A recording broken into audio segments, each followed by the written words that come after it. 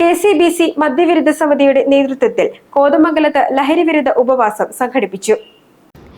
KCBC മദ്യവിരുദ്ധ സമിതിയുടെ നേതൃത്വത്തിൽ രാവിലെ മുതൽ വൈകുന്നേരം വരെ നീണ്ടുനിന്ന ലഹരിവിരുദ്ധ ഉപവാസമാണ് സംഘടിപ്പിച്ചത്. രൂപതാ പ്രസിഡന്റ് ജെയിംസ് കോറമ്പേലിന്റെ അധ്യക്ഷതയിൽ നടന്ന ഉപവാസത്തിന്റെ ഉദ്ഘാടനം ഫാദർ റോബിൻ പടിഞ്ഞാറേക്കൂറ്റ് നിർവഹിച്ചു.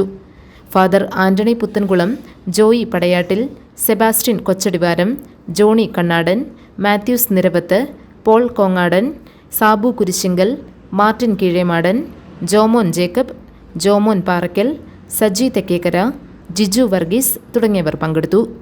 നമ്മുടെ ഈ നാടിന്റെയും അതുപോലെ തന്നെ കുട്ടികൾ ഇന്ന് മദ്യത്തിനുപരിയായി മയക്കുമരുന്നുകൾക്ക് അടിമകളായിട്ട് പോയിക്കൊണ്ടിരിക്കുകയാണ്.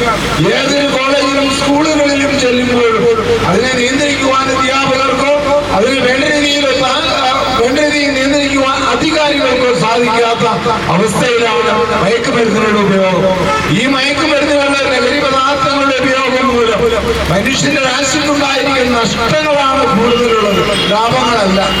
വ്യക്തിപരമായി ഇത് കച്ചവടം നടത്തുന്നവർ താൽക്കാലികമായ ഒന്നോ തലമുറകളൊക്കെ സുഖമായിട്ടൊക്കെ ജീവിച്ചു വന്നിരിക്കാം. എന്നാൽ ഒരിക്കലും ശാശ്വതമായ ഒരു കുടുംബ ഭദ്രത ഒരു കുടുംബങ്ങളിലും ഇന്ന് ലാഭമുണ്ടാക്കി ഒരു കുടുംബവും ജീവിച്ചു പോവുകയില്ല.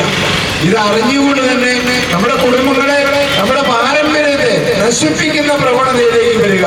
നമ്മുടെ ആഘോഷങ്ങളിൽ നിർബന്ധമായി മദ്യവും മയക്കുമരുന്നുകളും ലഹരി പദാർത്ഥങ്ങളും ഉപേക്ഷിക്കുന്നവരായിട്ട് മാറുക. അതാണ് നമ്മുടെ നാടിന്റെ ആവശ്യം. GTV news, Kothamangalam.